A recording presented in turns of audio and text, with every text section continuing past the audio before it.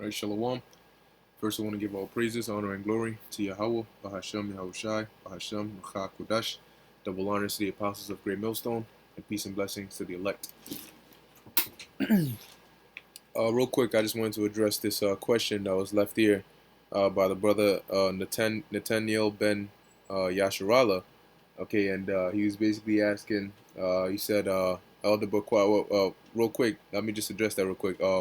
I'm not an elder, brother. I'm just a brother. So you know, just a clarification. I'm just a brother, so you can just you can say brother, or you could just say Bakwa. You know, Bakwa, brother, young warrior. What? I'm just kidding, but whatever. Yeah, I'm just to clarify. Okay, so basically, he says, can you go in on Ecclesiastes 1 and 11? So what happens to our family members or loved ones that don't make it into the kingdom? Will our memories be wiped clean of them? That'll be weeping and sorrows to think of them, and they didn't make it in. Shalom. Well, um, before I even get into the scriptures, well, I told him I'll do a video on it, Lord willing. All right. So before I even get into the scriptures on it, just to let you know, everybody's gonna be in the kingdom. All right, through reincarnation. Okay. Even the heathens that die on this side, they're gonna come back in the kingdom. So your family members, you know, let's say your aunt doesn't make it. All right, she dies on this side. In the kingdom, she's gonna come back through reincarnation. All right, her spirit is gonna come back. Some brother's gonna have a child that's gonna come back, and that's gonna be your aunt coming back in the reincarnation. Okay, you gonna know. All right, whoever died on this side, all right, coming back in the kingdom, they're gonna remember, all right, their past life. Now I understand why, all right, you got a little confused because I have the scripture right here. All right, now I'm gonna read the scripture and go into it. It says, Ecclesiastes 1 and 11, there is no remembrance of former things, neither shall there be any remembrance of things that are to come, with those that shall come after. Okay, now yes, this means that there's a reason why we do not remember our past lives. Okay, and certain so on and so forth. However, this stops when we get into the kingdom, because when we get into the kingdom, things are going to be changed. All right, the same way in the kingdom, we're not going to die anymore. The scriptures say right now we know in part, we prophesy in part. But in the kingdom, when our bodies get changed, and the Lord gives us those new bodies, and we're not under these chains of darkness anymore, we will have memories, all the memories of our past lives, okay, and all of that. Okay, so yeah, to answer your question, we're gonna remember our family members, but we're not gonna weep and be sorrowful, because we're gonna understand that they're gonna come back. All right, they're not erased or destroyed and never gonna see them again. No, they're gonna come back in the kingdom, and you're gonna see them. Okay, those who die on this side are gonna be reborn in the kingdom. Okay, that's all it's gonna be. Now after that, all right, as the scriptures say, we're gonna be immortal, so we're not gonna die anymore. Now, you know, the only difference is your auntie might come back as your niece, or you know, as another brother's child, or whatever the case may be. Okay, you know, or she might come back through your line. Who knows? Okay, but they'll come back as your descendants. You know, your mom might be your daughter, your dad might be your son, or your grandson.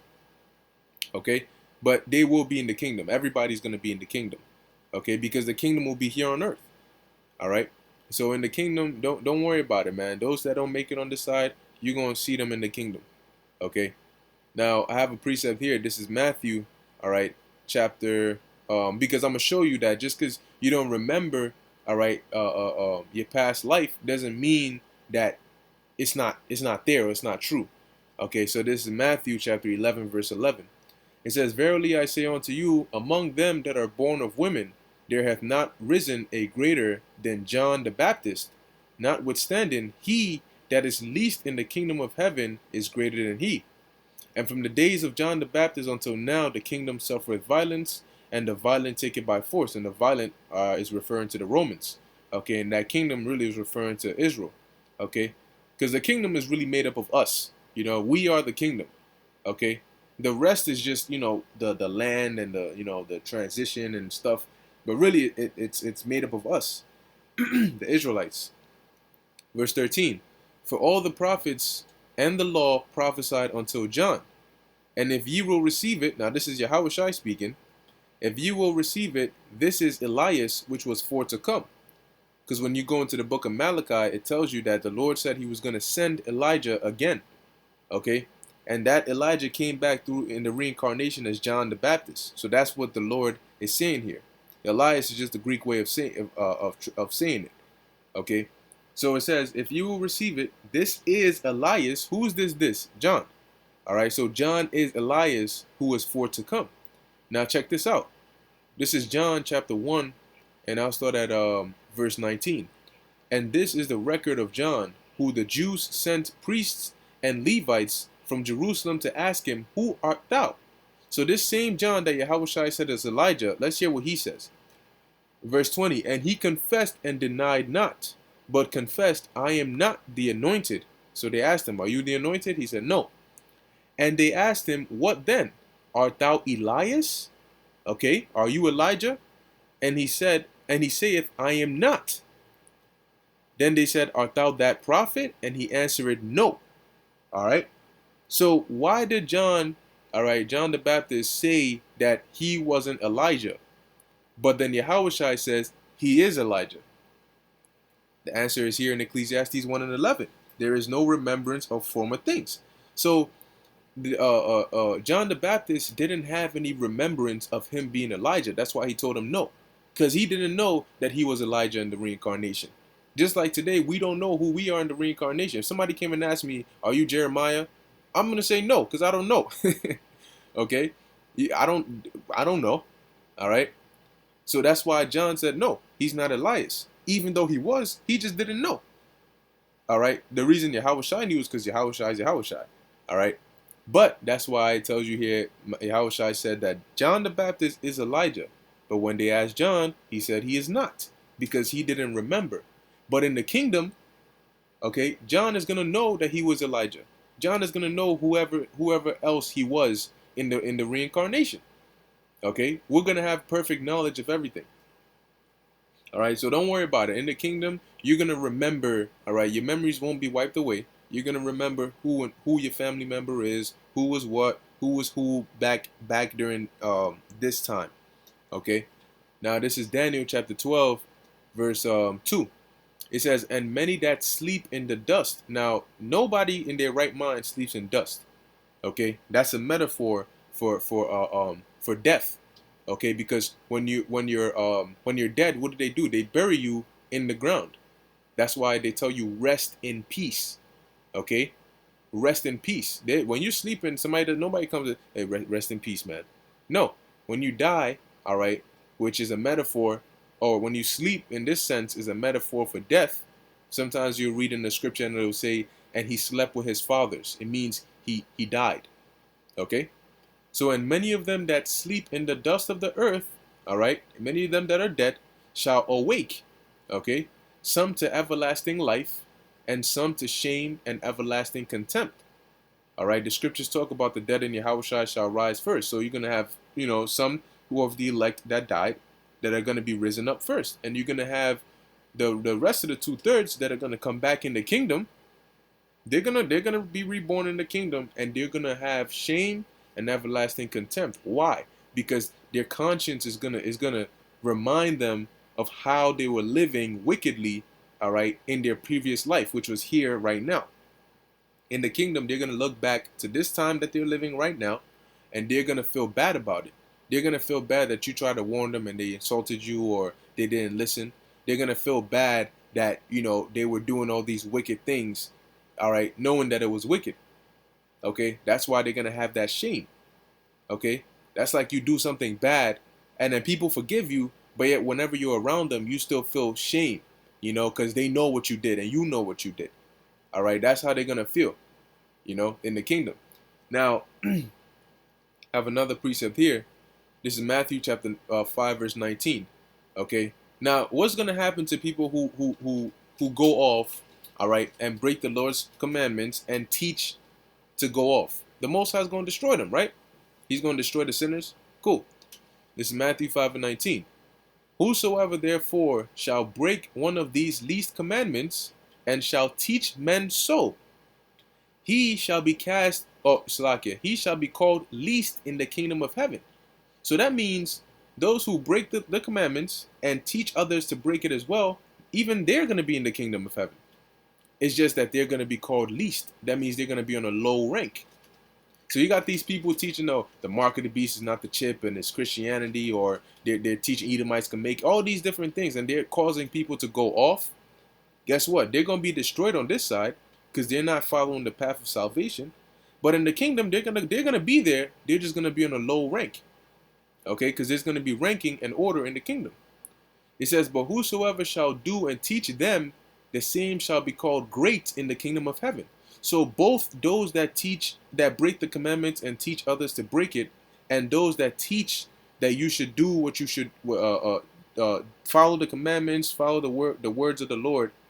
All right, both of them are gonna be in the kingdom. It's just one is gonna be called great, and one is gonna be called least. All right, so don't worry about it. 2/3 and the 1/3 of Israel are gonna be in the kingdom, as the scriptures say. All righteous. There's another one. World without end, or it might be the same precept. Okay. Yep. This is Isaiah 60:21. Thy people also shall be all righteous. Okay? So in the time of the kingdom, we're all going to be righteous. They shall inherit the land forever, the branch of my planting, the work of mine hands, that I may be glorified. A little one shall become 1,000, and a small one a strong nation. That means what? You're going to have you're going to have a big family. Let's put it like that. All right? I, the Lord, will hasten it in his time. Okay? Now, this is Isaiah verse 45 and 17. But Israel shall be saved in the Lord with an everlasting salvation. Ye shall not be ashamed nor confounded, world without end. Okay, so yeah, it's going to start with the elect, but the elect are going to be the founding fathers of the kingdom, and through the elect, the rest of the nation is going to come back, all right, in the reincarnation, because reincarnation is biblical. So what's going to happen to those that die on this side? They're not going to stay in the spirit world, and they're not going to go to hell because that doesn't exist. So they're going to have to come back, and they're going to come back through the act of sex by the elect. Okay, you're going to have elect men lay with women, and the baby's going to come out, and the spirits of those babies are going to be the spirits of the 2/3 that died on this side, and they're going to be born in the kingdom. They're going to be raised as our children, and they're going to be righteous.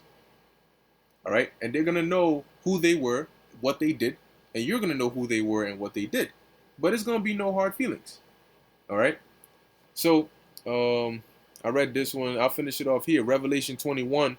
Now that's why it says here, Revelation 21:4, and the Most High shall wipe away all tears from their eyes. Because if the Most High said, nah, your family ain't making it, all right, to hell with them, that's it, poof.